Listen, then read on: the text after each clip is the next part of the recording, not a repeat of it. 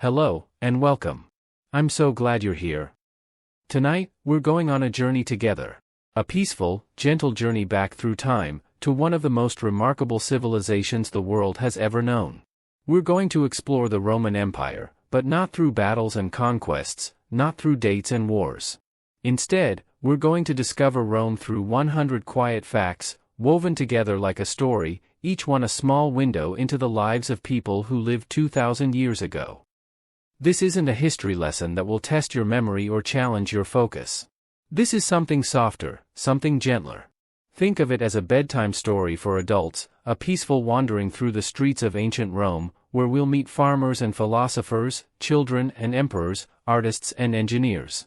We'll discover what they ate for breakfast, how they spent their afternoons, what made them laugh, what brought them comfort. As we move through these 100 facts, you'll notice something wonderful. These ancient Romans weren't so different from us. They loved their families, treasured their friends, found joy in simple pleasures. They built beautiful things meant to last forever. They looked up at the stars and wondered. They told stories to their children at bedtime, just as someone might be listening to this story now. You don't need to remember every fact. You don't need to concentrate hard or take mental notes. Just let the words wash over you like a warm bath, like gentle waves on a shore. If you drift off before we reach fact number 100, that's perfectly fine. That's exactly what this is meant for. And if you wake up later and want to hear more, the story will still be here, waiting patiently, just like Rome's ancient roads still wait patiently in the countryside, ready to guide travelers home. Tonight, we're going to travel through time without leaving your bed. We'll walk on roads built by hands that have been dust for millennia, yet still carry travelers today. We'll taste honey made by bees in gardens that no longer exist. We'll hear the splash of fountains in cities now silent. We'll feel the warmth of underfloor heating in homes that have crumbled to ruins.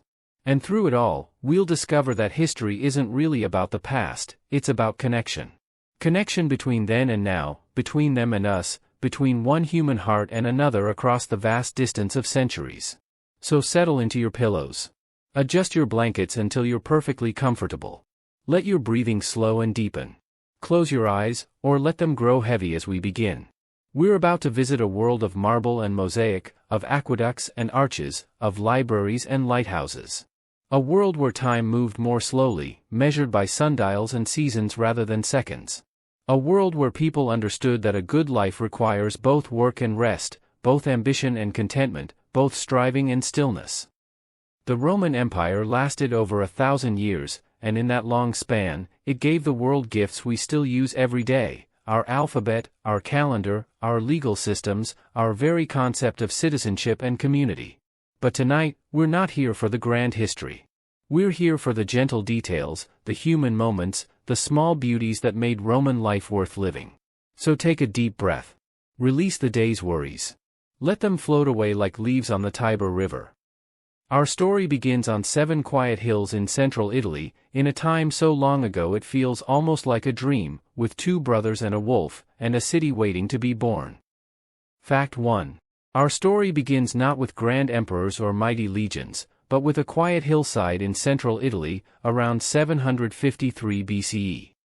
According to ancient legend, 2 brothers named Romulus and Remus were abandoned as infants and raised by a she-wolf who found them by the banks of the Tiber River. This mother wolf, gentle and protective, nursed them back to health in her den. When the brothers grew up, they decided to found a city on that very spot where they had been saved. After a disagreement about where exactly to build, Romulus became the sole founder, and the city took his name, Roma, or as we know it, Rome. Fact 2. But here's something quite lovely to know: Rome wasn't built as one grand city all at once. It actually started as a collection of small villages scattered across 7 hills.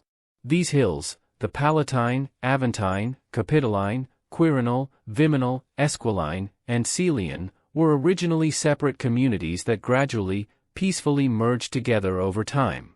Imagine these little settlements, each with their own character, slowly coming together like streams joining to form a river. Fact 3. In those early days, Rome was ruled by kings, not emperors. There were 7 legendary kings in total, and they ruled for about 240 years. Fact 4. The last of these kings, Tarquin the Proud, was considered such a tyrant that in 509 BCE, the Roman people decided they'd had quite enough of monarchy.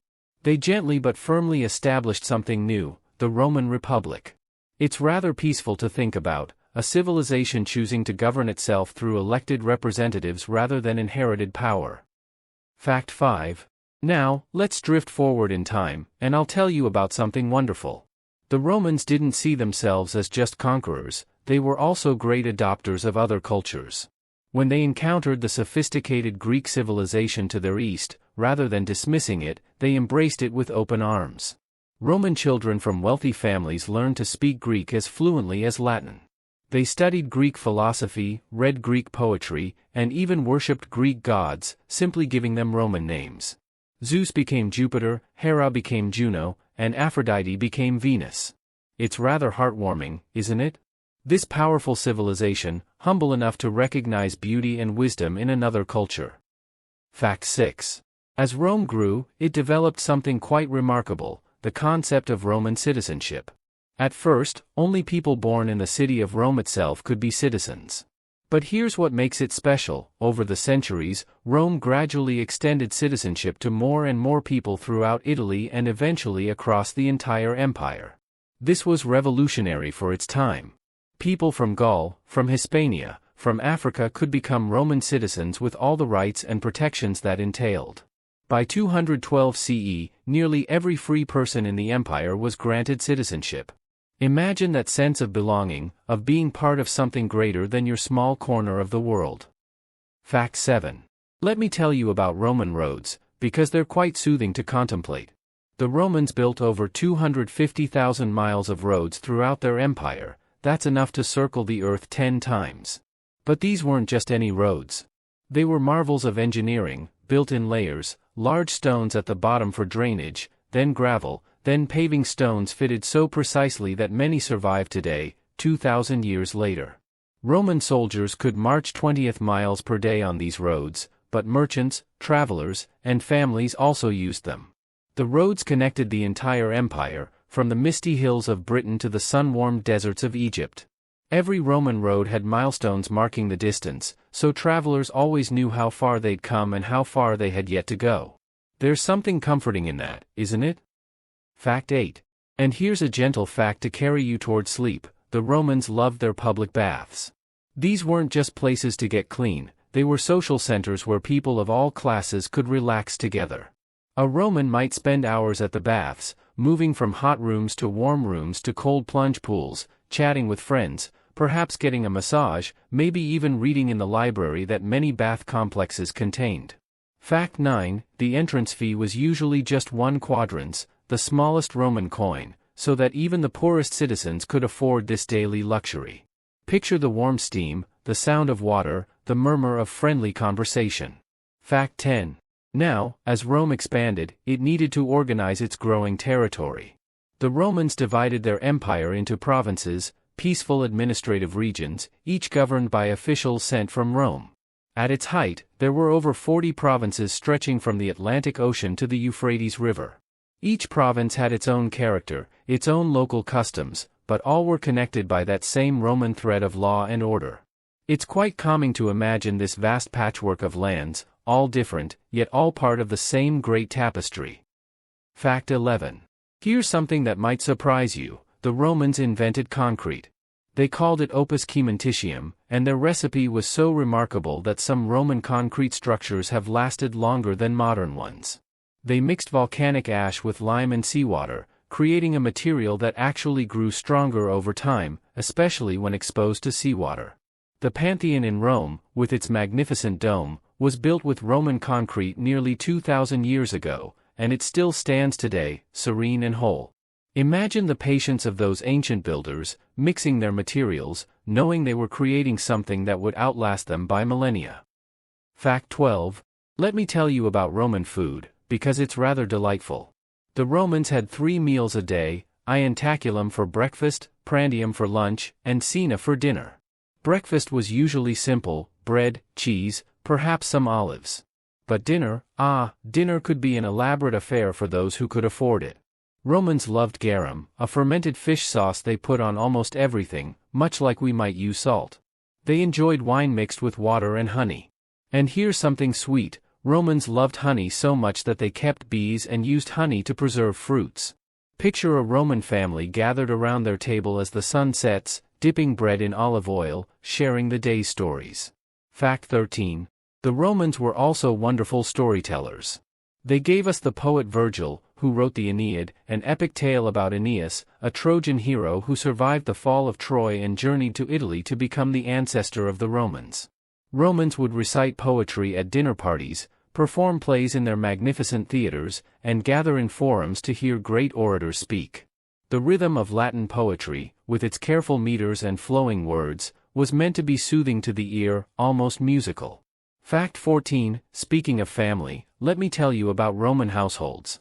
The word family comes from the Latin familia, but it meant something broader than we think of today. A Roman familia included not just parents and children, but also grandparents, unmarried aunts and uncles, and even trusted household servants.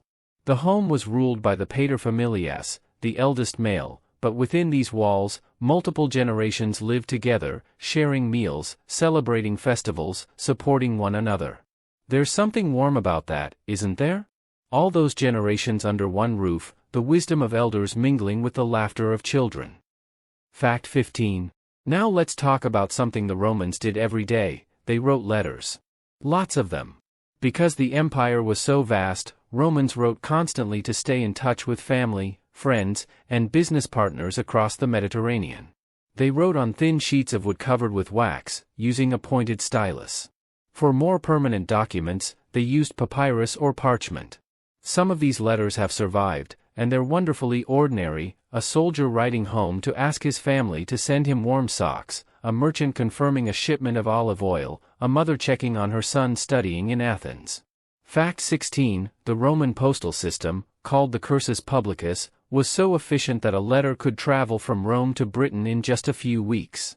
Imagine those letters traveling along those well-maintained roads, carried by dedicated couriers on horseback, connecting hearts across thousands of miles. Fact 17. Here's a peaceful thought: the Romans loved their gardens. Even in the heart of busy cities, Romans created green spaces. Wealthy Romans had elaborate gardens with fountains, statues, and carefully trimmed hedges. But even ordinary apartment buildings, called insulae, often had small courtyard gardens where residents could sit and enjoy some greenery. Romans grew roses, lilies, violets, and herbs like rosemary and lavender. The scent of flowers, the sound of trickling water, the shade of a fig tree on a hot afternoon, these were the small luxuries that made Roman life beautiful. Fact 18. And finally, let me tell you about Roman numerals, those letters we still see on clocks and in book chapters. I, V, X, L, C, D, M. The Romans used these symbols for counting and calculation, though they were much better at practical math than theoretical mathematics.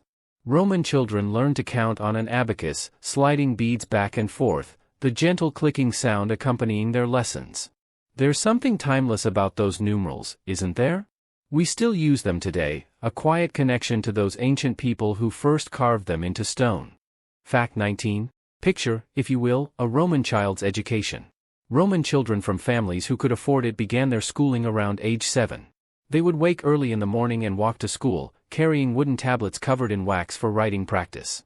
The teacher, called a magister, would teach them reading, writing, and arithmetic in a simple room, often just a space rented in a public building or even outdoors under a portico. The sound of children reciting their lessons together, voices rising and falling in unison, would drift through the morning air. Education was valued so deeply that even some freed slaves made sure their children learned to read and write, seeing it as a path to a better life. Fact 20. Now, let me tell you something wonderful about Roman architecture. The Romans perfected the arch, that beautiful curved structure that could support enormous weight. Before the Romans, most buildings used simple post and lintel construction, with flat beams across columns. But the arch changed everything. It allowed Romans to build massive structures like aqueducts and bridges that could span great distances. Fact 21. These aqueducts carried fresh water from mountain springs into the cities, sometimes traveling over 50 miles. The water flowed gently downhill, following the landscape, carried in channels built with such precision that the gradient was just right, not too steep, not too shallow. Can you imagine the sound of that water, flowing day and night, bringing life to the city? Some of these aqueducts still stand today, their graceful arches marching across the countryside like patient giants. Fact 22. Here's something soothing: Romans treasured their afternoon rest. After the midday meal, during the hottest part of the day, Romans would take a siesta. Shops would close, work would pause, and people would retreat indoors to rest in the cool shadows. Even the courts and government offices would close for a few hours. This wasn't seen as laziness, it was wisdom, understanding that rest is part of a productive life. The whole city would grow quiet, peaceful, as people napped or read or simply sat in the shade, waiting for the cooler evening hours. Fact 23. Let me tell you about Roman festivals, because they were absolutely delightful. Romans celebrated over 130 festival days throughout the year, that's more than one every 3 days. There was Saturnalia in December, when social norms were relaxed and gifts were exchanged. There was Floralia in spring, celebrating the goddess of flowers with colorful decorations and theatrical performances. During Lupercalia in February, Romans celebrated fertility and the coming spring. These festivals meant days off from work, special foods, music, games, and time spent with loved ones. Romans understood that life needed celebration, that joy and reverence could walk hand in hand. Fact 24. Now, here's something quite fascinating about Roman timekeeping. Romans divided the day not into 24 equal hours, but into 12 hours of daylight and 12 hours of darkness. This meant that a Roman hour was longer in summer than in winter, expanding and contracting with the seasons. They used sundials to track time during the day, watching the shadow slowly move across the marked face of the dial. Fact 25. At night, Romans divided the darkness into 4 watches, each lasting about 3 hours. Time felt more fluid, more connected to the natural rhythm of the sun and stars. There's something rather peaceful about that, isn't there? Time bending and flexing with the seasons, rather than being rigidly fixed. Fact 26. Let's talk about Roman clothing, which was beautifully simple. The most iconic garment was the toga, a large semicircular piece of wool, about 20 feet long, draped carefully around the body. But here's the gentle truth: most Romans didn't wear togas every day. They were formal wear, worn for important occasions, court appearances, or religious ceremonies. For daily life, Romans wore a simple tunic, a comfortable T-shaped garment that was much easier to move in. Women wore a long tunic called a stola, often with a shawl called a palla. The fabrics were usually wool or linen, in natural colors, white, cream, brown, though the wealthy might add a stripe of purple, that prestigious color made from thousands of tiny sea snails. Fact 27. And here's a lovely detail about Roman homes: they were built around a central courtyard called an atrium. When you entered a Roman house, you'd walk through the front door and find yourself in this open space, where rainwater was collected in a pool called an impluvium. The atrium let light and air into the heart of the home. Family members might cross the atrium going about their daily tasks, children might play near the pool, and guests would be received in this semi-public space. The design created a sense of peace, bringing a bit of the sky and weather into the protected space of home. Fact 28. Let's talk about Roman medicine, because it was surprisingly sophisticated. Roman doctors understood the importance of cleanliness and hygiene, which is why they built those elaborate public baths we mentioned earlier. They performed surgeries using instruments that look remarkably similar to modern surgical tools: scalpels, forceps, catheters, and even specula. Roman military doctors were especially skilled, as they had to treat wounded soldiers quickly and effectively. They used wine and vinegar as antiseptics, understanding somehow that these liquids helped prevent infection. They stitched wounds with thread, set broken bones with splints, and even performed cataract surgery. Picture a Roman military hospital, quiet and organized, where skilled hands worked carefully to heal and mend, guided by centuries of accumulated knowledge passed from teacher to student. Fact 29. Here's something wonderful: the Romans loved books. They didn't have books as we know them, with pages bound together, but rather scrolls made of papyrus or parchment. These scrolls were carefully rolled up and stored in cylindrical containers. Wealthy Romans had private libraries in their homes, with scrolls organized in pigeonholes along the walls. Fact 30. But even more remarkably, Romans created public libraries where any citizen could come to read. The first public library in Rome was established by Asinius Pollio in 39 BCE. Eventually, Rome had 28 public libraries. Imagine walking into one of these quiet spaces, the smell of parchment and papyrus in the air, sunlight streaming through windows, people sitting peacefully, reading works by Cicero, Ovid, or Seneca. Knowledge was meant to be shared, not hoarded. Fact 31. Now let me tell you about Roman engineering and one of their most ingenious inventions, underfloor heating, called the hypocaust system. In colder regions of the empire, Romans built hollow spaces beneath floors and inside walls. A fire would be lit in a furnace, and the hot air would circulate through these spaces, warming the rooms above. The floor would be pleasantly warm beneath your feet, and the walls would radiate gentle heat. This was used in bathhouses, but also in wealthy private homes. Imagine stepping out of a cold winter day into a Roman villa, feeling that comforting warmth rising from the floor, spreading through the room like an invisible blanket. Fact 32, here's a peaceful thought about Roman religion. Romans were remarkably tolerant of other people's gods and beliefs. As they conquered new territories, they often adopted local deities into their own pantheon, or simply allowed people to continue worshipping as they always had, as long as they also showed respect to Rome and the emperor. This wasn't just tolerance, it was a kind of spiritual open-mindedness. Romans believed that more gods meant more protection, more blessings. They would make offerings at temples, small gifts of wine, grain, or incense, asking for favor or giving thanks. The temples were peaceful places, often open to the sky, where priests tended eternal flames and people came to pray, to hope, to feel connected to something greater than themselves. Fact 33, let me tell you something charming about Roman names. Romans typically had 3 names, called the tria nomina. First was the praenomen, your personal name, like Marcus or Gaius. Second was the nomen, your family name, like Julius or Claudius. Third was the cognomen, which often started as a nickname but became hereditary, like Caesar, which originally meant Harry, or Cicero, which meant chickpea. Fact 34, some Romans even had a 4th name, an agnomen, earned through great deeds. The general Scipio earned Africanus after defeating Carthage in Africa. Names told your whole story, where you came from, who your family was, what you had accomplished. There's something rather lovely about carrying your history in your name, isn't there? Fact 35, now, here's something that might help you drift toward sleep. Romans loved their pets. They kept dogs, of course, both as guards and as beloved companions. But they also kept birds in cages, singing softly in courtyards. Some kept cats, though cats were rarer and more exotic than dogs. Romans even kept fish in ornamental ponds, watching them glide peacefully through the water. Pet dogs were given names like ferox, meaning fierce, or celer, meaning swift, though we have evidence of Romans calling their dogs much more affectionate names too. Children played with their pets, and adults found comfort in their companionship, just as we do today. Fact 36, and finally, let me tell you about Roman bridges. Romans built over 900 stone bridges throughout their empire, many of which still stand and are still used today, 2,000 years later.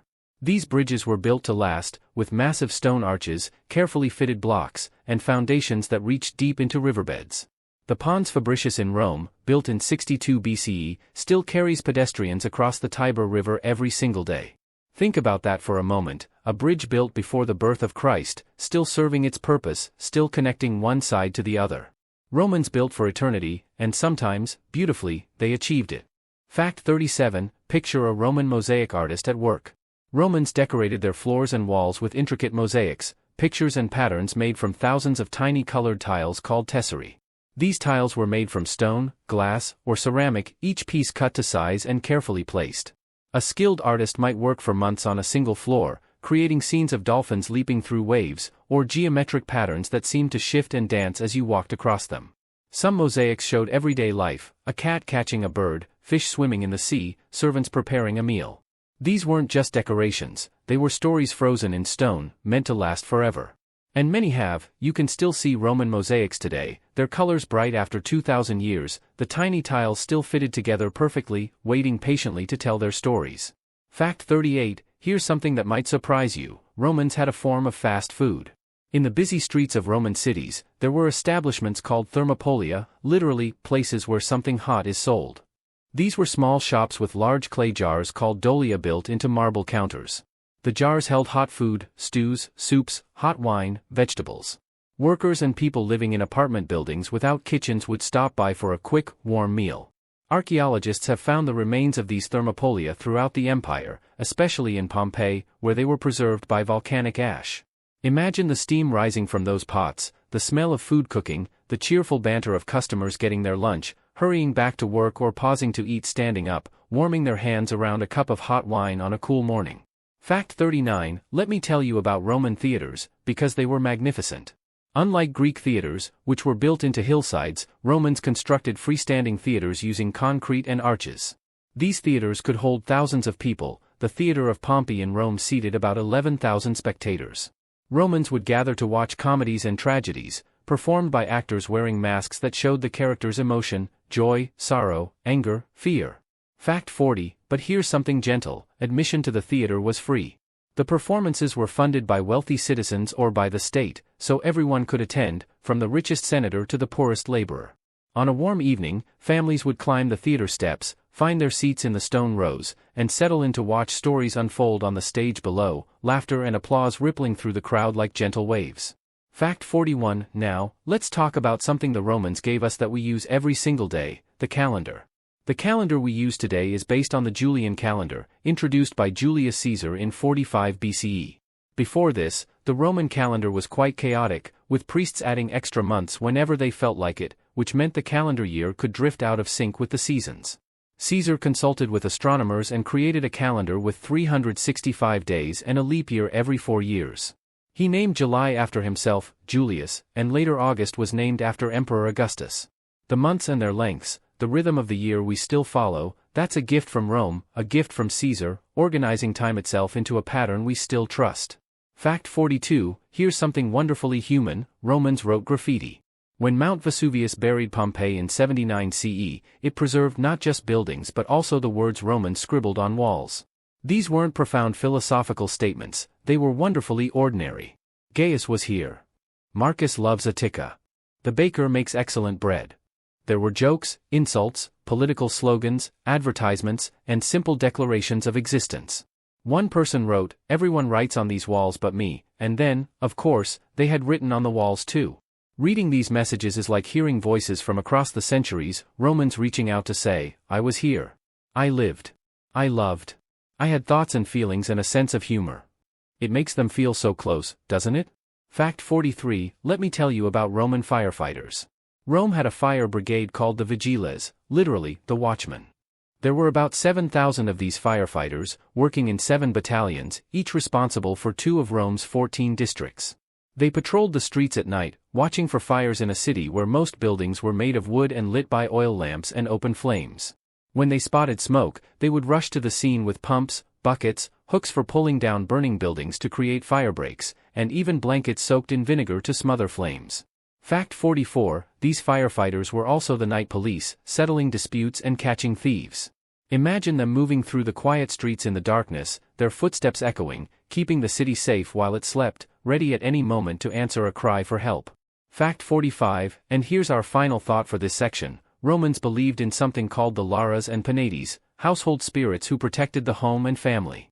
Every Roman home had a small shrine, called a lararium, where the family would leave small offerings of food, wine, or incense for these protective spirits. Each morning, the paterfamilias might offer a prayer at the lararium, asking for the household's protection. It wasn't about grand temples or elaborate ceremonies, it was intimate, personal, a daily moment of gratitude and hope. Picture a Roman family in the early morning light, gathered briefly at their household shrine, acknowledging the spirits they believed watched over them, beginning their day with a small ritual of thanks and connection. Fact 46, imagine the bustling port of Ostia, Rome's gateway to the sea. This harbor town, just 15 miles from Rome, was where ships from across the Mediterranean would arrive, their holds filled with treasures from distant lands. Grain from Egypt and North Africa, olive oil from Spain, wine from Gaul, silk from far-off China that had traveled the legendary Silk Road, spices from India, marble from Greece, wild animals from Africa for the amphitheaters, and papyrus from Egypt for writing. The port workers would unload these vessels, the air filled with 100 different languages, the smell of exotic spices mingling with salt air. Romans didn't just conquer, they traded, they exchanged, they connected the known world through commerce and curiosity. Fact 47, here's something soothing to contemplate: Roman ships had beautiful names. They weren't just numbered like modern vessels, they had names like Isis, Fortuna, Venus, or Dolphin. Ship captains would paint eyes on the bow of their ships, believing these eyes would help the vessel see its way safely across the waters. Fact 48, Romans could sail from one end of the Mediterranean to the other, a journey that might take several weeks depending on the winds. Sailors would hug the coastline when they could, stopping at ports along the way, but they also learned to navigate by the stars, crossing open water when necessary. Picture those ships moving across the moonlit sea, their sails full of wind, the rhythmic creak of wood and rope, sailors sleeping in shifts, trusting the stars to guide them home.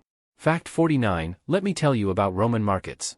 Every Roman town had a forum, a central open space that served as marketplace, meeting place, and the heart of civic life. In the morning, farmers would arrive with fresh vegetables, bakers with bread still warm from the oven, fishermen with their catch. There would be stalls selling cloth, pottery, oil lamps, jewelry, tools. The forum would be alive with voices, merchants calling out their wares, customers haggling over prices, friends greeting each other, children darting between the stalls. But the forum wasn't just for shopping. It was where people heard news, where politicians gave speeches, where notices were posted on walls. The forum was where community happened, where private life met public life, where the day's rhythm found its center. Fact 50, here's something wonderfully practical. Romans had street addresses. In the city of Rome, buildings were numbered and organized by districts. If you needed to find someone, you could ask for their address, which district they lived in, which building number. This might seem simple, but it was revolutionary for its time. It meant letters could be delivered, friends could find each other, businesses could be located. The city wasn't just a maze of streets, it was organized, knowable, navigable. There was a comfort in that, in knowing exactly where you belonged in the vast sprawl of the city. Fact 51, now let me tell you about something that would help you fall asleep in Roman times. Romans used pillows. They made them from cloth stuffed with reeds, wool, or feathers, soft pillows to cradle your head as you drifted off. But they also had something unique, a cervical pillow made of wood or stone, shaped to support the neck. This might sound uncomfortable, but these pillows actually helped keep the head cool on hot summer nights and protected elaborate hairstyles. Fact 52, Romans slept on beds with wooden frames and mattresses made of wool or straw, covered with linen sheets. The wealthy might have silk coverlets. Romans would go to bed soon after sunset and rise at dawn, following the natural rhythm of light and darkness. Picture a Roman family settling in for the night, oil lamps dimmed, the city growing quiet outside, the soft comfort of wool and linen, the gentle support of a pillow, and the deep rest that comes at the end of a day well lived. Fact 53, here's something about Roman jewelry that's quite lovely. Romans wore rings, bracelets, necklaces, and earrings, made from gold, silver, bronze, and adorned with precious stones like emeralds, sapphires, and pearls. But jewelry wasn't just decoration, it had meaning. A gold ring showed you were a citizen of high status. A ring with a carved seal could be used to stamp documents, serving as your signature. Romans would give jewelry as gifts to mark important occasions, a bracelet for a coming-of-age ceremony, a ring for an engagement. Women would wear their favorite pieces every day, the familiar weight of a bracelet on their wrist, the gentle clink of bangles as they moved through their daily tasks, small beautiful things that connected them to loved ones and memories. Fact 54, and finally, let me tell you about Roman lighthouses. To guide those ships we mentioned earlier safely to port, Romans built lighthouses all around the Mediterranean and beyond. The most famous was the Pharos of Alexandria, one of the 7 wonders of the ancient world, standing over 300 feet tall. But Romans built many others, at Dover in Britain, at Ostia near Rome, at Caesarea in Judea. These lighthouses had fires burning at the top, their light reflected and magnified by bronze mirrors, visible for miles across the dark water. Lighthouse keepers would tend these fires day and night, keeping the flames alive, keeping the light burning, so that sailors far out at sea would know which direction was home. There's something deeply comforting about that, isn't there? A light in the darkness, faithfully maintained, always there, always guiding you towards safety and shore. Fact 55, let's talk about one of Rome's most fascinating figures, Marcus Aurelius, the philosopher-emperor. He ruled from 161 to 180 CE, but what makes him special is that while leading an empire, he kept a personal journal of philosophical reflections. These writings, known as meditations, weren't meant for publication, they were private thoughts, reminders to himself about how to live a good life, how to remain calm in the face of difficulties, how to treat others with kindness. He wrote about accepting what you cannot change, focusing on what you can control, and finding peace within yourself. Imagine this powerful emperor, at the end of a long day of governing, sitting quietly by lamplight, writing gentle reminders to himself about patience, wisdom, and inner tranquility. His words still comfort people today, over 1,800 years later, an emperor's private whispers of wisdom, echoing softly through the centuries. Fact 56, here's something peaceful about Roman law, the concept of innocent until proven guilty. Roman law established that the burden of proof lay with the accuser, not the accused. A person was presumed innocent, and it was the prosecutor's job to prove guilt beyond reasonable doubt. Fact 57, Romans also developed the concept of legal precedent, the idea that past judicial decisions should guide future cases. This created consistency and fairness in the legal system. The 12 Tables, Rome's first written law code from 450 BCE, was displayed publicly so everyone could know their rights and obligations. Justice wasn't meant to be mysterious or arbitrary, it was meant to be knowable, fair, accessible.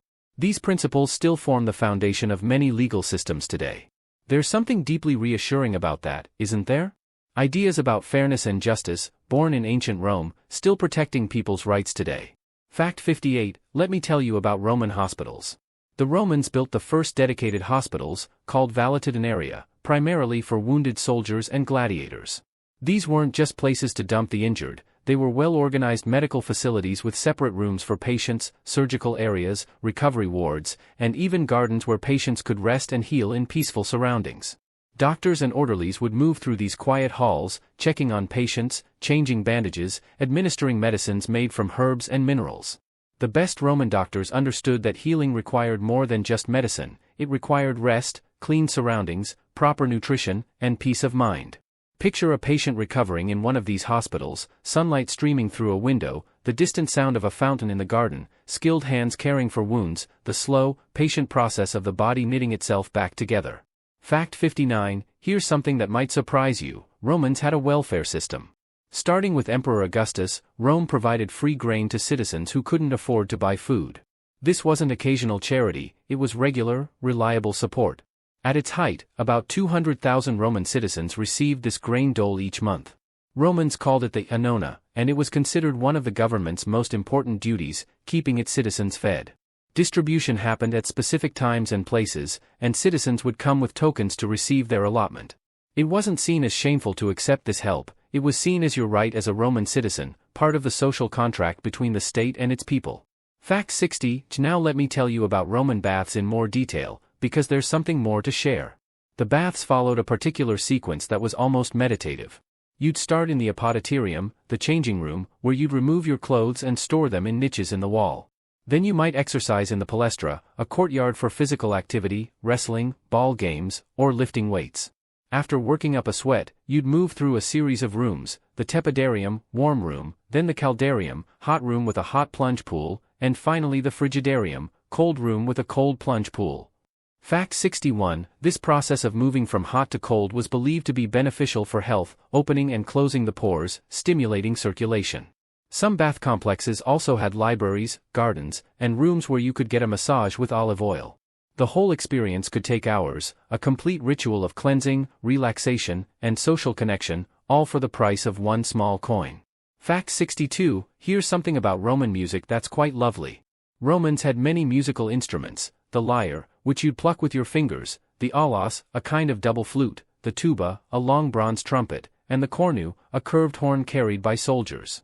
Music accompanied almost everything in Roman life, religious ceremonies, theater performances, military marches, dinner parties, and festivals. Street musicians would play for coins. Wealthy families might hire musicians to perform at their banquets. Mothers would sing lullabies to their babies, the same songs their mothers had sung to them. While we don't know exactly what Roman music sounded like, they didn't have our modern system of musical notation, we know it was woven into the fabric of daily life, a constant gentle accompaniment to the rhythm of the day. Fact 63, and finally, let me tell you about something called the Pax Romana, the Roman peace. This was a period of about 200 years, from 27 BCE to 180 CE, when the Roman Empire experienced relative peace and stability. There were still wars at the borders, still conflicts, but within the vast territory of the empire, trade flourished, cities grew, arts and literature thrived, and people could travel safely from one end of the Mediterranean to the other. It was the longest period of widespread peace the Western world had ever known. Generations of people lived their entire lives without experiencing major war.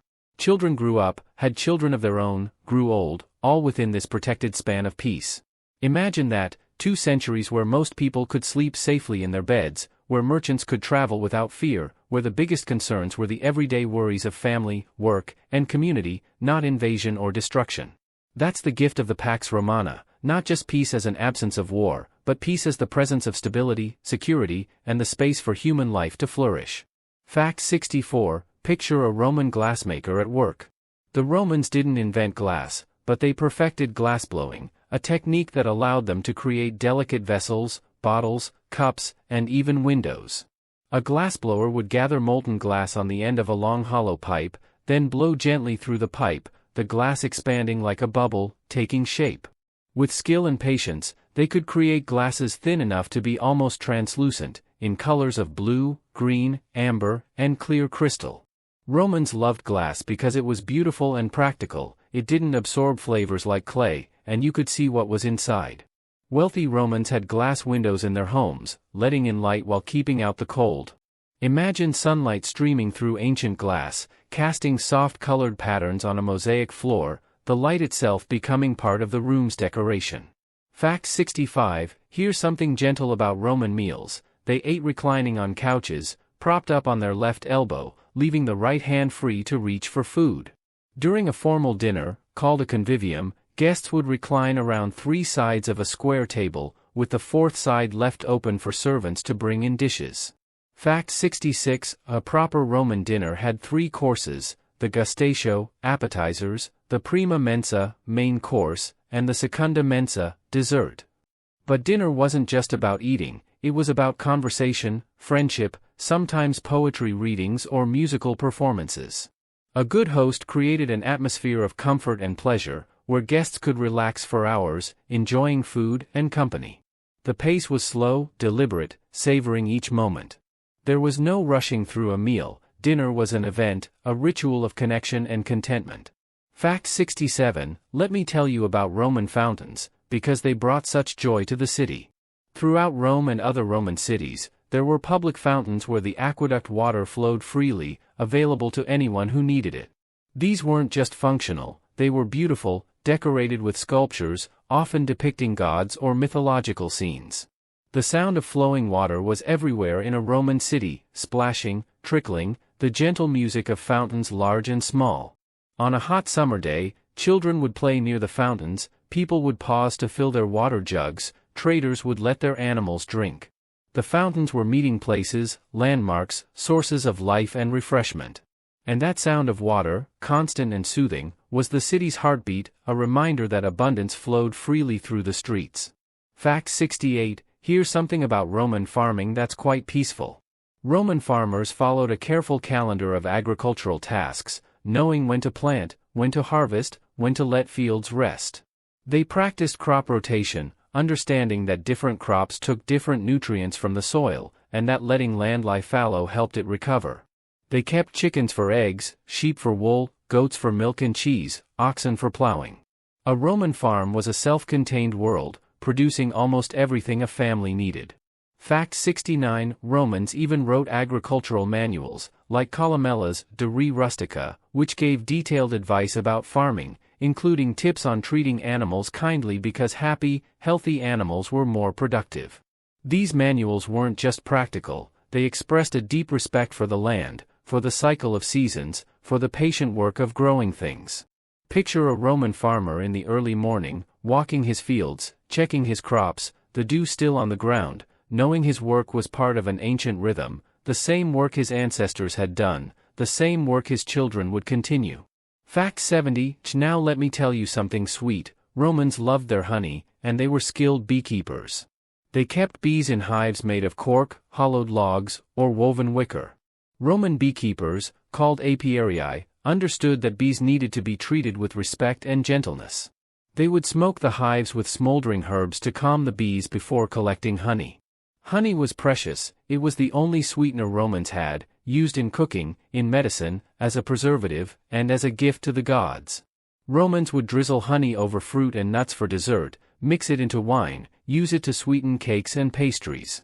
Fact 71, different regions produced honey with different flavors, thyme honey from Greece, wildflower honey from Italy, each with its own character. Imagine the taste of that ancient honey, the same sweetness that sustained Romans for centuries, made by bees visiting the same kinds of flowers that still bloom today. Fact 72, here's something about Roman children's toys that makes them feel wonderfully human. Children in ancient Rome played with many of the same kinds of toys children play with today, dolls made of cloth, clay, or wood, sometimes with movable arms and legs, small wooden animals and carts, balls for playing catch, spinning tops, dice and board games, hoops to roll with a stick. Archaeologists have found these toys preserved in ancient sites, still recognizable across the centuries. Roman children played in the streets and courtyards, their laughter echoing the same way children's laughter echoes today. They had pet birds and dogs to play with, they climbed trees, they splashed in fountains when no one was looking. Childhood in ancient Rome, in its essence, wasn't so different from childhood now, a time of play, discovery, and innocent joy. Fact 73, and finally, let me tell you about Roman sundials. These simple devices were everywhere in Roman cities, mounted on walls, standing in gardens and forums, marking the passage of time through the movement of shadow. The Romans didn't obsess over precise minutes and seconds as we do today. Time was more fluid, more approximate. A sundial told you whether it was early morning, mid-morning, noon, afternoon, or evening. That was enough. There's something rather liberating about that, isn't there?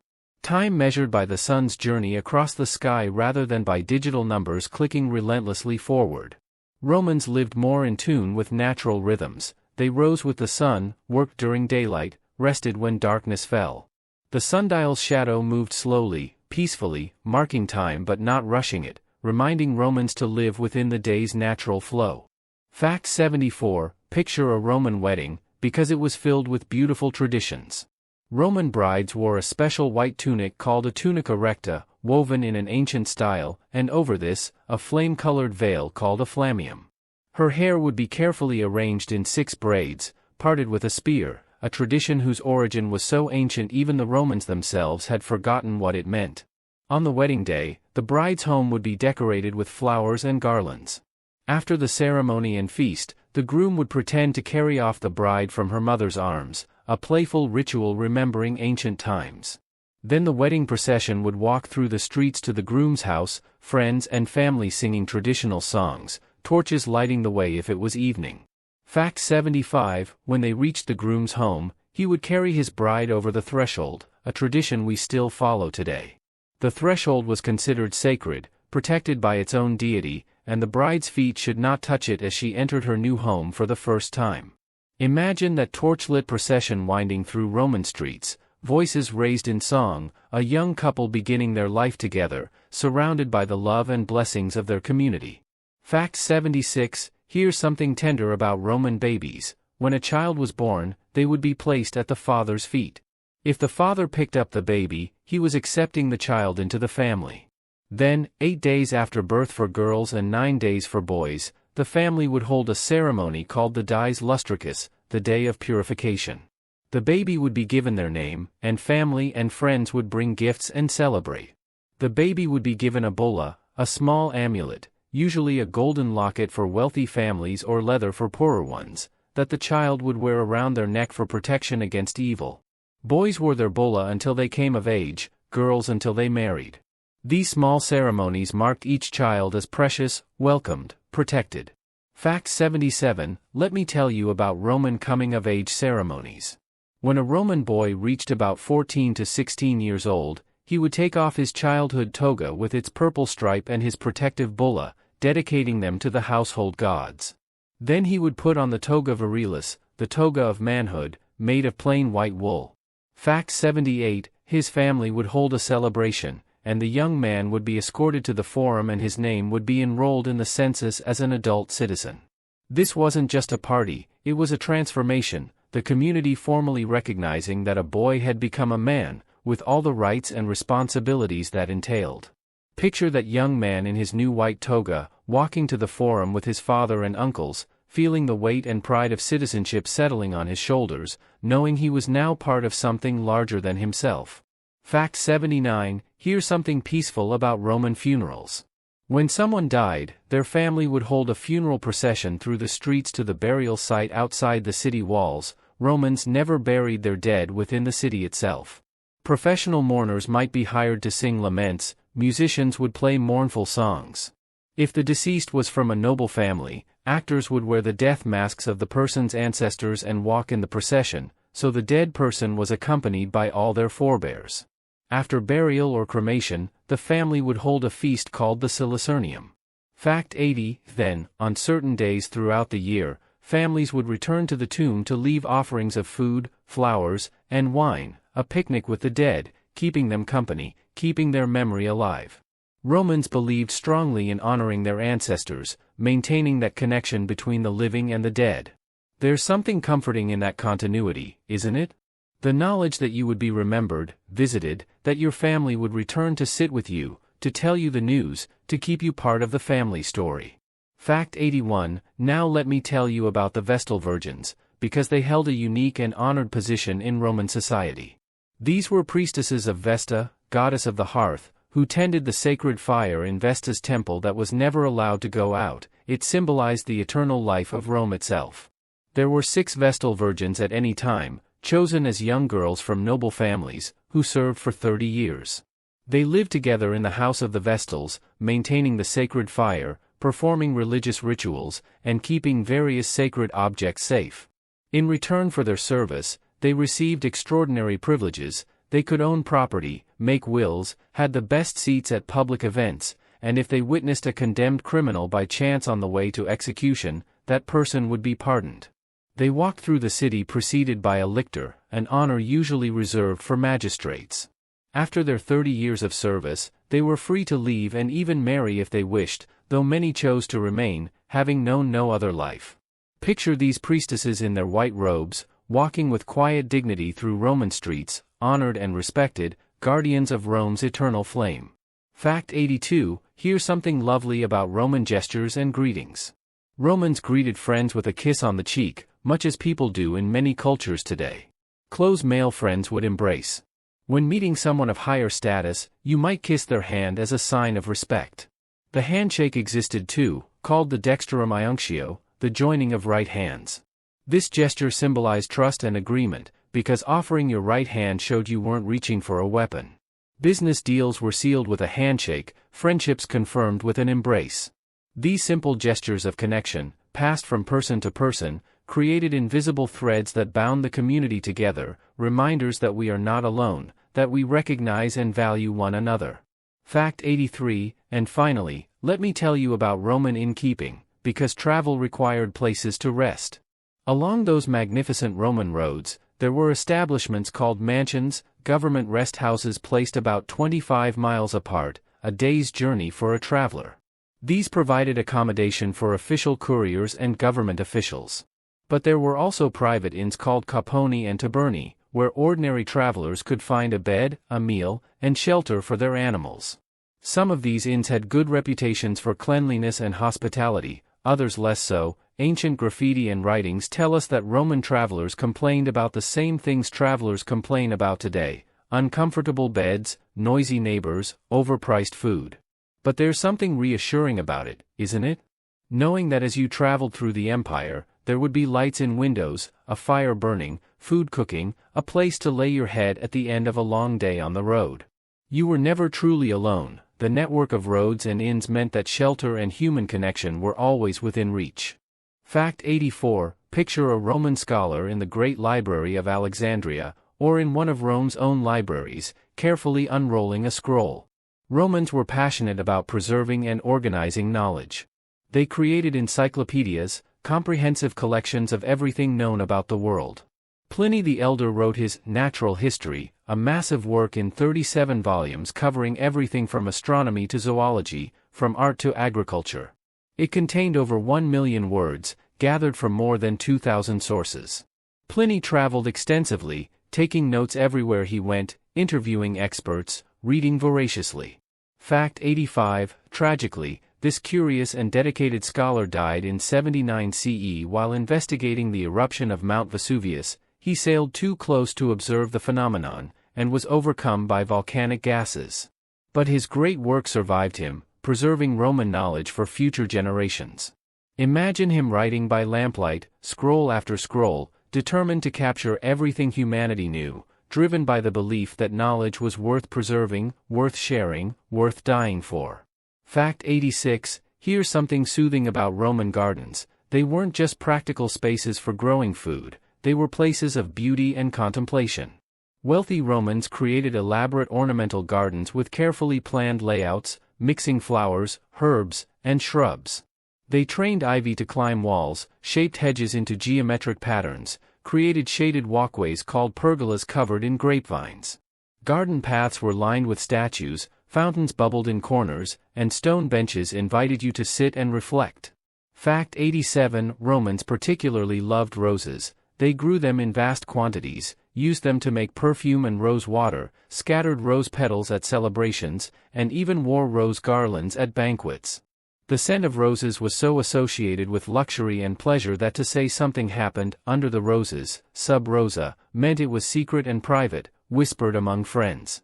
Picture a Roman garden in the afternoon, bees humming among the roses, the splash of a fountain, the dappled shade of a pergola, a peaceful refuge from the busy world outside. Fact 88. Let me tell you about the Roman celebration of Saturnalia, their most beloved festival. Held in mid-December, Saturnalia honored Saturn, the god of agriculture and time. During this festival, which lasted for several days, normal social rules were relaxed in delightful ways. Slaves were given temporary freedom and might even be served by their masters. People exchanged gifts, usually small items like candles, figurines, or sweets. Everyone wore colorful clothes instead of the formal toga. There was feasting, gambling was permitted, normally restricted, and people called out "Io Saturnalia" to each other in the streets. Fact 89. The festival also involved choosing a mock king, the Saturnalicious princeps, who would give absurd commands that everyone had to follow, leading to much laughter and merriment. This upside-down time, when serious Romans could be silly and hierarchy dissolved in shared joy, was deeply cherished. Many of our Christmas traditions, gift-giving, feasting, decorated greenery, echo this ancient Roman celebration. Imagine the streets filled with laughter, the warmth of shared meals, the pleasure of giving and receiving gifts, a whole society pausing to remember that life is meant to be enjoyed. Fact 90. Here's something about Roman schools that's rather charming.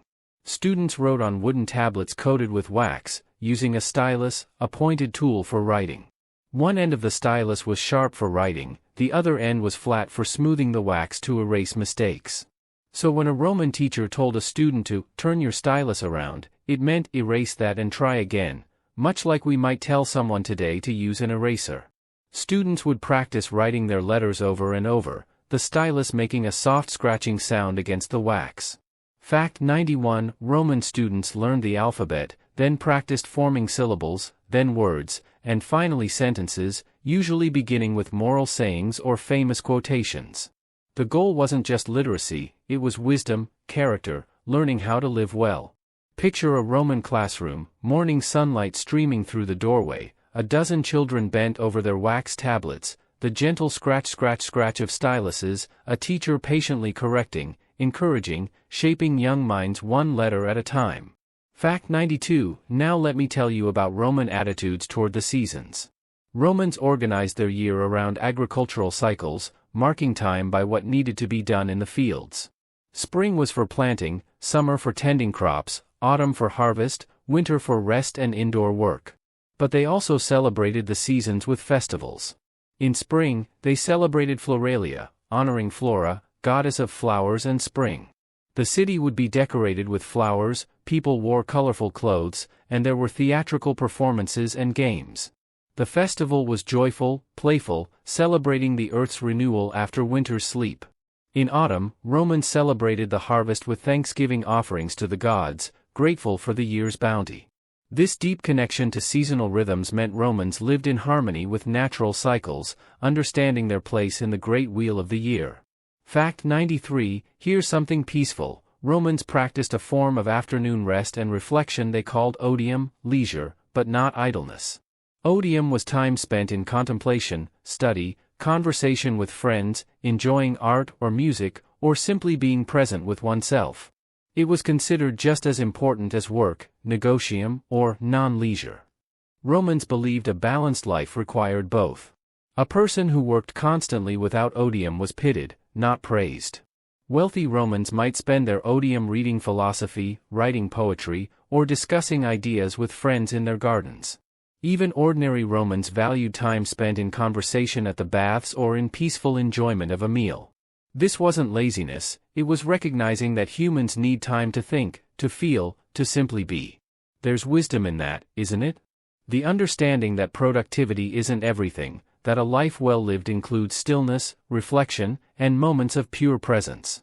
Fact 94, and finally, let me tell you about Roman stargazing. Romans knew the constellations and watched the night sky with fascination. They recognized the same patterns we see today: Ursa Major and Ursa Minor, Orion the Hunter, the Pleiades. They understood that the stars could guide navigation, that the movements of celestial bodies marked the passage of seasons and time. But they also saw the stars as divine, associated with gods and heroes whose stories were written in the heavens. On warm summer nights, Romans might lie in their gardens or on their roofs, looking up at that vast canopy of light, feeling small beneath the infinite universe, yet connected to something eternal. The same stars their ancestors had watched, the same stars their descendants would watch, a celestial constant in an ever-changing world. Those ancient Romans gazed at the same moon we see tonight, the same stars that shine above us now, a beautiful thread connecting us across 2,000 years of human experience. Fact 95, let me tell you about Roman watermills, because they show how ingeniously Romans harnessed nature's power. Romans built watermills along rivers and streams, using the flowing water to turn large wooden wheels, which in turn rotated millstones to grind grain into flour. But what's truly remarkable is that they didn't just build individual mills, they built entire complexes of mills working together. At Barbegal in southern France, Romans constructed 16 watermills arranged in 2 parallel rows down a hillside, each mill feeding water to the one below it. This installation could produce enough flour to feed a town of 40,000 people. The constant sound of rushing water, the rhythmic grinding of stone on stone, the smell of fresh ground grain, these mills worked day and night, transforming wheat into bread, the staff of life. Picture the miller checking the mechanisms, adjusting the water flow, filling sacks with flour still warm from the friction of the grinding stones, while the river flows endlessly past, doing its patient work. Fact 96, here's something beautiful about Roman attitudes toward old age. Romans venerated their elders, believing that long life brought wisdom worth heeding. The word senator comes from senex, meaning old man. The Senate was literally a council of elders. Older Romans were expected to share their experience with younger generations, serving as advisors, teachers, and living connections to the past. Families cared for their elderly members at home, considering it a sacred duty and a privilege. The philosopher Cicero wrote a lovely dialogue called On Old Age, where he argued that each season of life has its own gifts, and old age brings the peace of completed tasks, the pleasure of accumulated wisdom, and the satisfaction of watching younger generations flourish. Fact 97, Romans believed you could tell a civilization's worth by how it treated its eldest members. There's something deeply humane in that perspective, isn't there? The understanding that every age has value, that growing old is not a diminishment but a transformation, bringing different gifts, different beauties, different kinds of strength. Fact 98, now let me tell you about Roman bookshops, because yes, they existed. In the busy streets of Rome, you could find tabernae librarii, bookshops where scribes made copies of popular texts. These weren't quiet, hushed spaces like modern bookstores, they were open-fronted shops where you could watch scribes at work, carefully copying texts onto papyrus or parchment. Romans would browse, discuss books with the shopkeeper, commission copies of works they wanted. Popular texts by Virgil, Ovid, or Cicero might have multiple copies available. Books weren't cheap, a long scroll might cost what a laborer earned in several days, but they were accessible to Rome's substantial middle class. Some wealthy Romans employed their own scribes to build private libraries, but others simply visited the bookshop, much as we might visit a bookstore today, looking for something new to read, something to inspire or entertain or teach.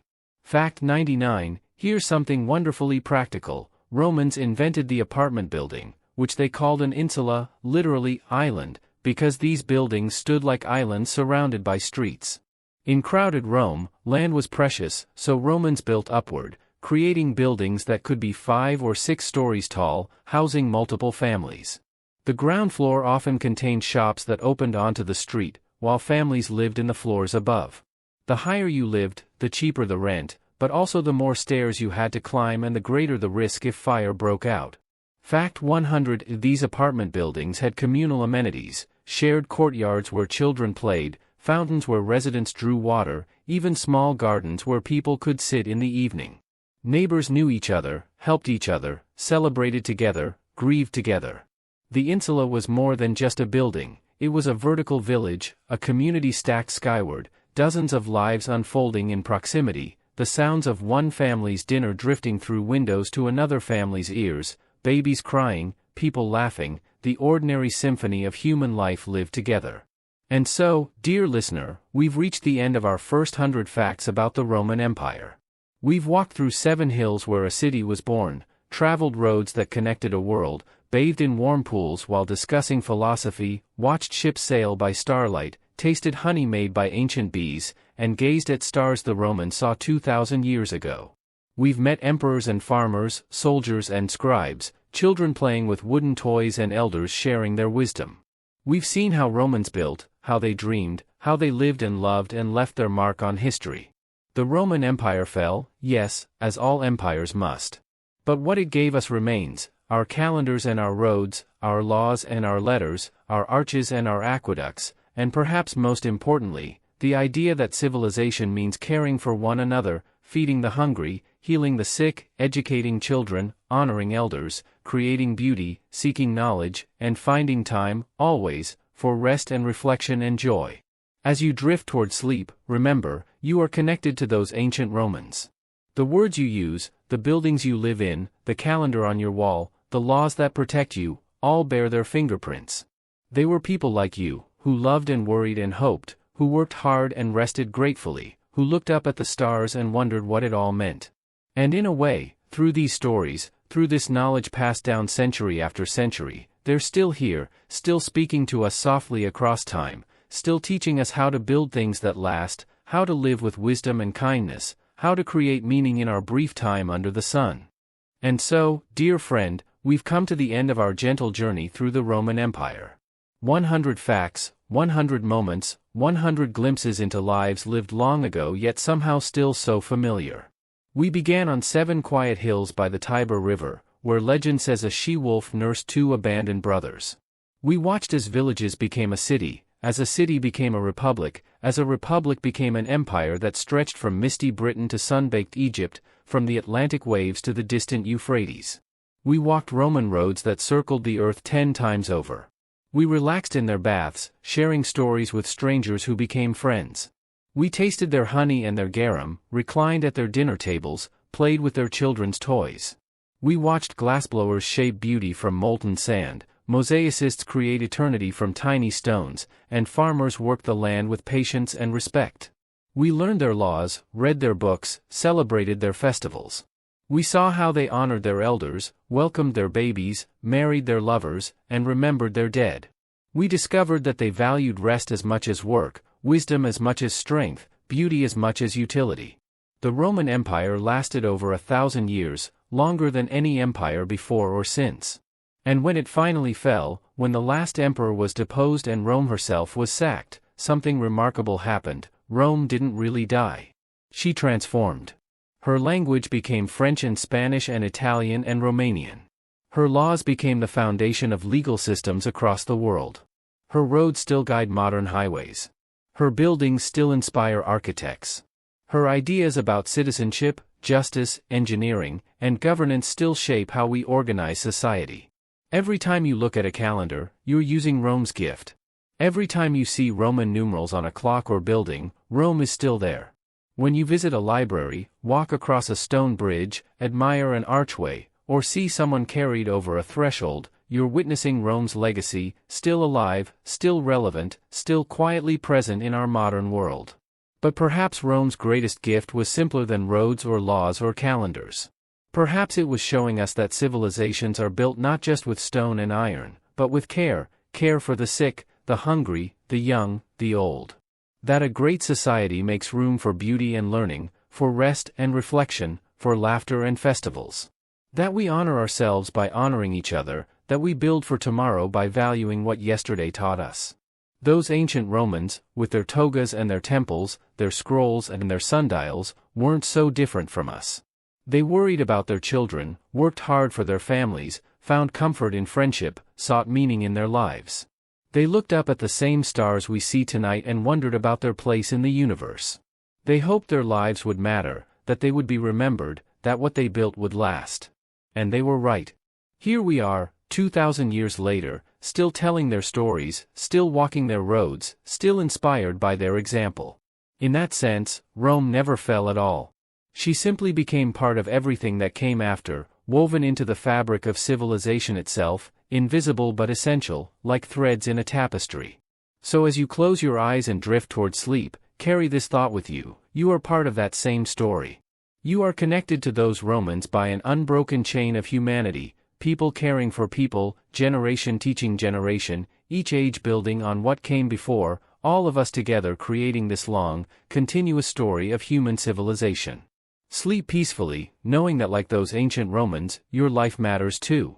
The kindness you show, the work you do, the love you give, these things ripple forward through time, becoming part of the great story we're all still writing together. Thank you for walking through ancient Rome with me tonight. May you dream of 7 hills and eternal flames, of roads stretching toward tomorrow, of fountains singing in the darkness, and of all the ordinary people who lived extraordinary lives, whose voices still whisper to us across the centuries. Rest well. The stars are shining, just as they shine for Rome.